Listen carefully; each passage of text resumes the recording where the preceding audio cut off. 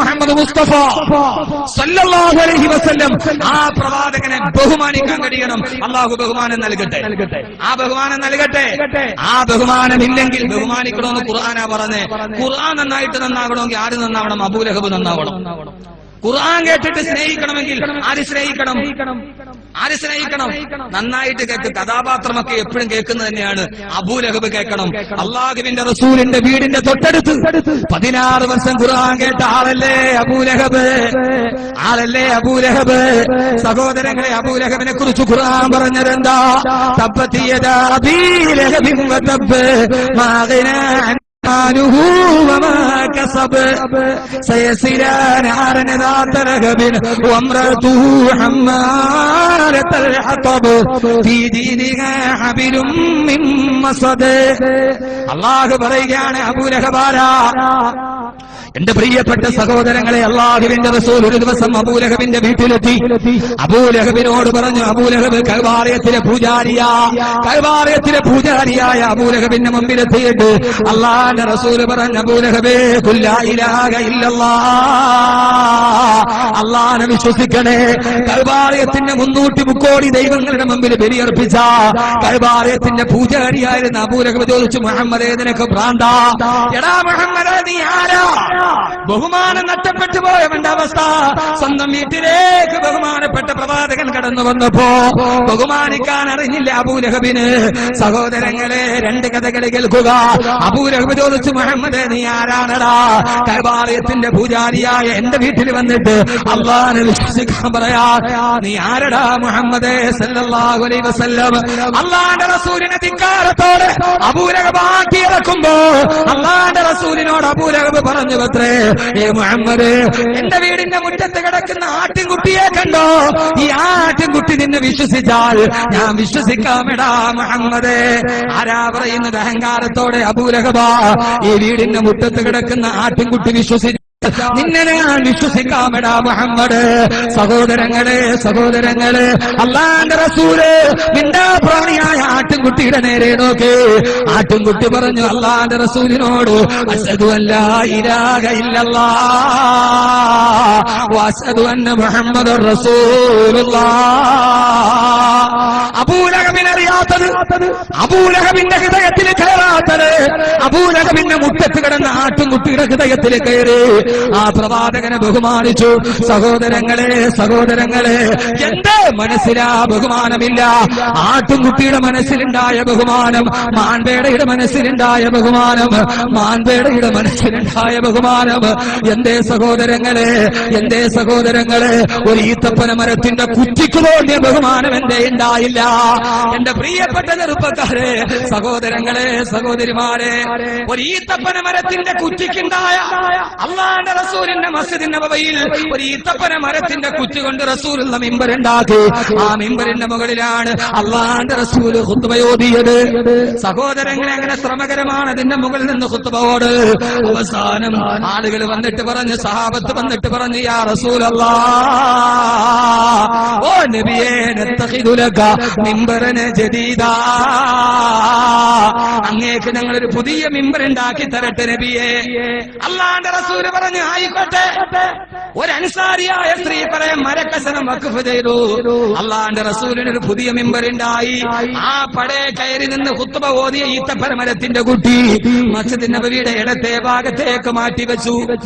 ആദ്യത്തെ മിമ്പറിന്റെ, പുതിയ മിമ്പറിന്റെ ഉദ്ഘാടനം അല്ലാഹുവിന്റെ റസൂല് മിമ്പറിന്റെ മുകളിൽ കയറി ഖുത്ബ ഓതിക്കൊണ്ടിരിക്കുമ്പോഴാണ് സഹാബത്ത് പറയുകയാണ്, സമീന സൗതന ഹനീന.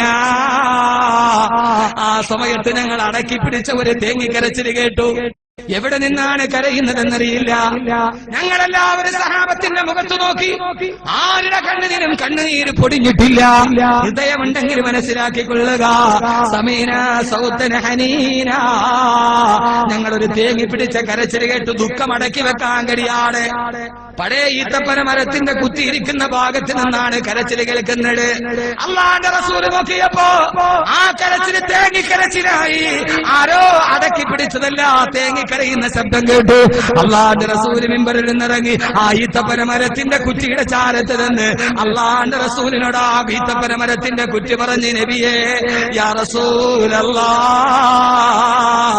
അങ്ങനെ കൈവിട്ടോ നബിയെ, അങ്ങനെ ഉപേക്ഷിച്ചോ നബിയെ. ഇത്രയും നാൾ അങ്ങയുടെ റിസാലത്തിന്റെ കരം എന്റെ മേലായിരുന്നല്ലോ, അങ്ങയുടെ റിസാലത്തിന്റെ ശരീരത്തെ താങ്ങി നിർത്തിയത് ഞാനായിരുന്നല്ലോ. ഇന്ന് അങ്ങനെ ഉപേക്ഷിച്ചോ നബിയെ. ഒരു പുതിയ മിമ്പർ വന്നപ്പോ ഈ പഴയ ഈത്തപ്പന മരത്തിന്റെ കുറ്റി വേണ്ടെന്ന് വെച്ചോ നബിയെ. അല്ലാഹുവിന്റെ റസൂലായി ഈത്തപ്പന മരത്തിന്റെ കുറ്റിയുടെ മുകളില് തന്റെ റിസാലത്തിന്റെ കരമെടുത്ത് പറഞ്ഞവത്രേ കരയുന്നതെന്തിനാ? ഈത്തപ്പന മരത്തിന്റെ കുറ്റിയെ കരയുന്നതെന്തിനാ? നിന്നെ ഞാൻ ഉപേക്ഷിച്ചില്ലല്ലോ. ഉപേക്ഷിച്ചിരുന്നെങ്കിൽ നിന്നെ പള്ളിയുടെ വെളിയിലല്ലേ കളയേണ്ടത്? ഈ ഇടത് ഭാഗത്ത് നിനക്ക് ഞാൻ പള്ളിയിൽ സ്ഥലം തന്നില്ലേ? നിന്നെ ഞാൻ ഉപേക്ഷിച്ചിട്ടില്ലല്ലോ. എന്തിനാ കരയുന്നത്?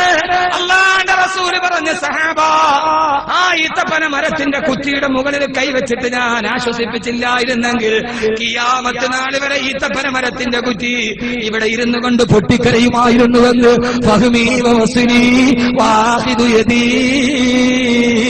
ഇൻഷാ അല്ലാഹ് മുഹമ്മദുർ റസൂലുള്ളാഹ്. അല്ലാഹുവിന്റെ റസൂൽ കൈതൊട്ടില്ലായിരുന്നെങ്കിൽ ഇന്നും ഉംറയ്ക്ക് പോകുമ്പോ മസ്ജിദ് നബവിയുടെ സ്വർണ്ണപ്പാത്തികളാണ് ഈത്തപ്പന മരത്തിന്റെ കുറ്റിയുടെ കരച്ചില്, ആരും കാണാത്ത അശരീരിയുടെ കരച്ചില് ഇന്നും സിയാറത്തിന് പോകുന്ന ജനലക്ഷങ്ങൾ കേൾക്കുമായിരുന്നെന്ന്. അതല്ലേ അതിന്റെ അർത്ഥം? അങ്ങനെ കൈവിട്ടോ ഹബീബേ. ഈത്തപ്പന മരത്തിന്റെ ഒരു കുറ്റിക്ക് തോന്നിയ ഹുബ്ബന്തേ നമ്മുടെ ഹൃദയത്തിൽ ഉണ്ടായില്ല.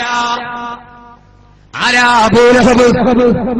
അല്ലാഹുവിന്റെ പ്രവാചകൻ സ്വന്തം വീട്ടിലോട്ട് കയറി വന്നപ്പോ ആ സമയത്ത് അല്ലാഹുവിന്റെ റസൂലിനെ ആട്ടിയോടിച്ച അബൂ ലഹബാരായി. സഹോദരങ്ങളെ, ഫിറഔൻ ചത്തതെങ്ങനെയാണെന്ന് ചരിത്രത്തിൽ രേഖയുണ്ട്. ഖാറൂൻ ചത്തതെങ്ങനെയാണ് ചരിത്രത്തിൽ രേഖയുണ്ട്. ഹാമാൻ ചത്തതെങ്ങനെയാണെന്ന് ചരിത്രത്തിൽ രേഖയുണ്ട്. സാക്ഷാൽ ഫറോവ ചത്തതെങ്ങനെയാ? ചെങ്കടലിൽ ഉപ്പുവെള്ളം വന്ന് അണ്ണാക്കിലോട്ട് ആഞ്ഞടിച്ചപ്പോ ആ സമയത്ത് ആമന്തു ലാ ഇലാഹ ഇല്ലല്ലദീ ആമനത്തു ബിഹി ബനൂ ഇസ്രായീൽ എന്ന് പറഞ്ഞിട്ടാണ് ഫിറഔൻ ചത്തതെന്ന് ചരിത്രം പറയുന്നുണ്ട്. ഫറോവ ചത്തതെങ്ങനെയാണ് ചരിത്രമുണ്ട്. ഖാറൂൻ ചത്തതെങ്ങനെയാണ് ചരിത്രമുണ്ട്. ഹാമാൻ ചത്തതെങ്ങനെയാണ് ചരിത്രമുണ്ട്. ശദ്ദാദ് ചത്തതെങ്ങനെയാണ് ചരിത്രമുണ്ട്. പക്ഷേ ചത്തതെങ്ങനെയാണ് ചരിത്രത്തിലില്ല. അല്ലാഹുവിന്റെ റസൂലിനെ ശാപവാക്ക് പറഞ്ഞ അബൂ ലഹബ് അവസാനം വസൂരി പിടിച്ച അബൂ ലഹബിന് ശരീരം മുഴുവനും പുഴുത്തു നാറാൻ തുടങ്ങി. ഏത് ചികിത്സ നടത്തിയിട്ടും ഭരിച്ചിട്ടില്ല. അവസാന സർവ്വ ഡോക്ടർമാരും കൈയൊടിഞ്ഞ് നാട്ടുകാരും കൈയൊടിഞ്ഞ് ദുർഗന്ധം വന്ന വസൂരിയുമായി പുഴുത്തു നാറിയ അബൂ ലഹബിനെ നാട്ടുകാർ ദുർഗന്ധം സഹിക്കാൻ കഴിയാറ് ഈത്തപ്പന മരത്തിന്റെ ഓലയിൽ വലിഞ്ഞു കെട്ടി അബൂ ലഹബിനെ കൊണ്ടുപോയി മക്കയുടെ മലയടിവാരത്തിലേക്ക് വലിച്ചെറിഞ്ഞു. വസൂരി കലപിടിച്ച് അല്ലാഹുവിന്റെ റസൂലിനെ വീട്ടിൽ നിന്ന് ഇറക്കി വിട്ട അബൂ ലഹബ് ചത്തൊടുങ്ങിയത് എങ്ങനെയാ? ചരിത്രം പഠിക്കണം. ഈത്തപ്പന മരത്തിന് പൊതിഞ്ഞു കെട്ടി പുഴുത്തു നാറിയ അബൂ ലഹബിന്റെ ശരീരം മക്കയുടെ താഴ്വാരത്തിലേക്ക് വലിച്ചെറിഞ്ഞു. പക്ഷിപറവ ജാതികൾക്ക് കൊത്തി തിന്നാനായി, പരുന്തുകൾക്ക് കൊത്തിപ്പറിക്കാനായി, കാക്കകൾക്ക് അവശിഷ്ടമായി ആ മലയടിവാരത്തിൽ കിടന്നിട്ട് അബൂ ലഹബ് അവസാനം ചത്തതെങ്ങനെയാണ്? ചരിത്രത്തിൽ പോലും രേഖയില്ല. കാക്കയും കടുകനും കൊത്തിവലിച്ച മാംസത്തുണ്ടായി അബൂ ലഹബ് ഈ ലോകത്ത് നിന്ന് അവശേഷിച്ചു പോയെങ്കിൽ അല്ലാഹുവിന്റെ ഖുർആൻ പറയാണ്, മുഅ്മിനീങ്ങളെ അനുരാഗം ബഹുമാനമാകണേ.